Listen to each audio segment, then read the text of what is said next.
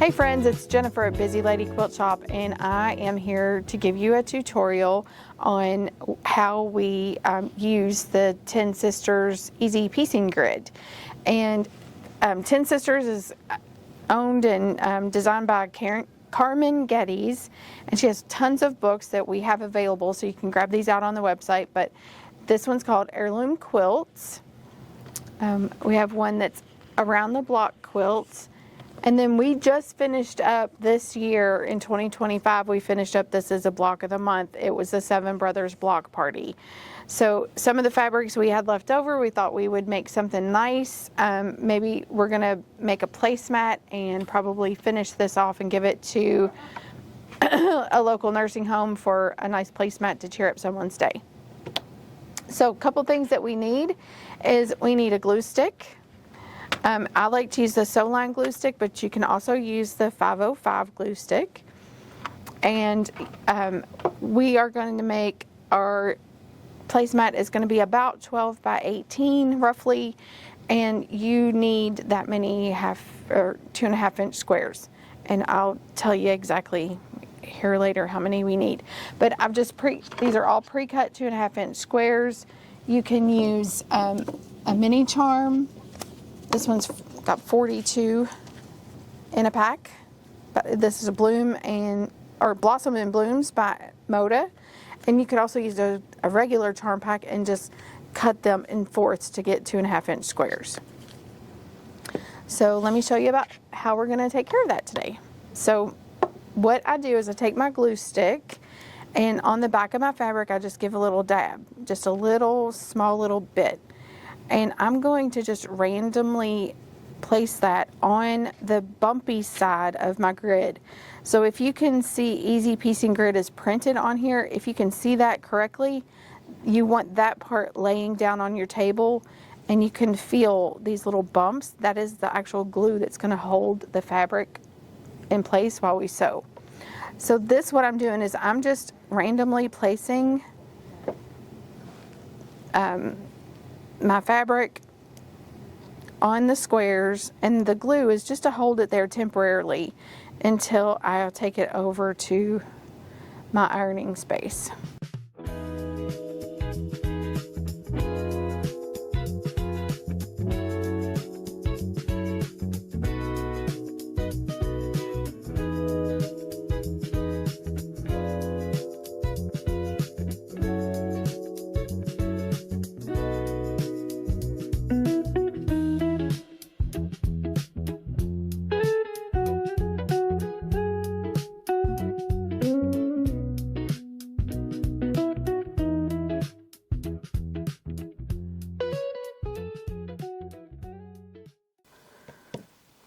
Okay.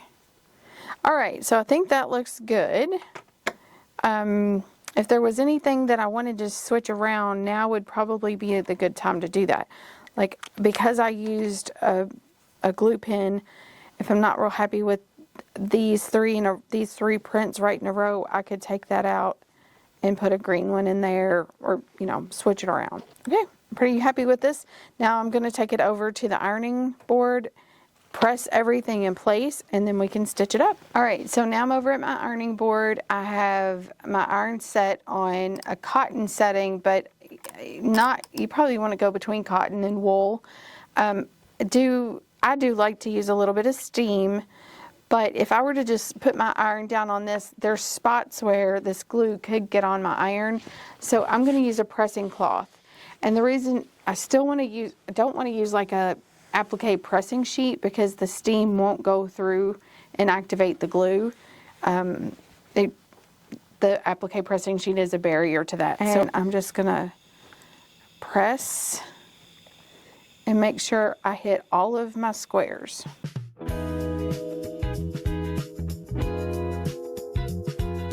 Now all of my fabric should be attached really well.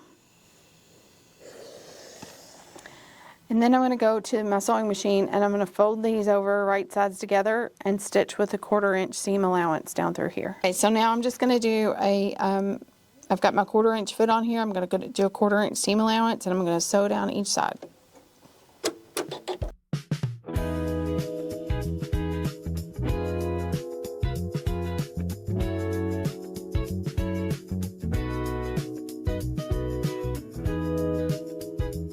Okay, so now I have all my vertical rows sewn, and you can see it really shrinks up the process, but I'm going to just, at every intersection, I'm just going to trim or give a little snip and go right up to where my stitch line is, but not past it. You don't want to cut through your stitches. And what this will do is going to allow me to nest my seams. So I can have one going one way, press this section towards the left, and this one will go towards the right, and alternate them, and then my seams will nest perfectly. Okay, so the next step I'm going to press all of my rows in opposite directions. So this row I'm going to press to the left. Just going to give it press it that way, and I'm going to open up all of my, make sure I get my seams completely open, so I'm tugging just a little bit. And then this way, this one I'm going to press in the opposite direction.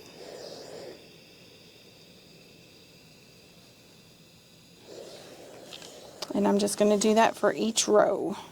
Okay, I'm going to go back to the sewing machine and sew the horizontal rows.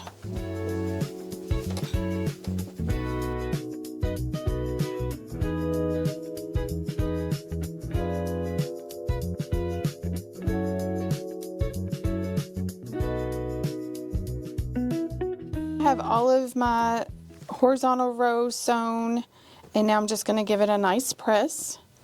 I'm going to kind of just press away from each row.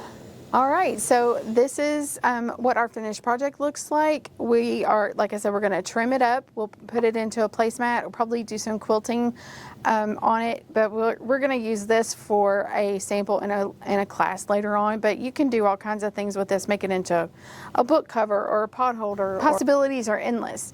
But this was our inspiration. This was the Seven Brothers Block Party. So you can go out on the website and grab this book. So just a reminder, this will be our last video of 2026, this will be our last video of 2025. Make sure you come back and watch us in the new year, and we'll have lots of fun things to show you because we're going to be doing a lot of special things around the shop. So come back and see us, and we'll see you soon.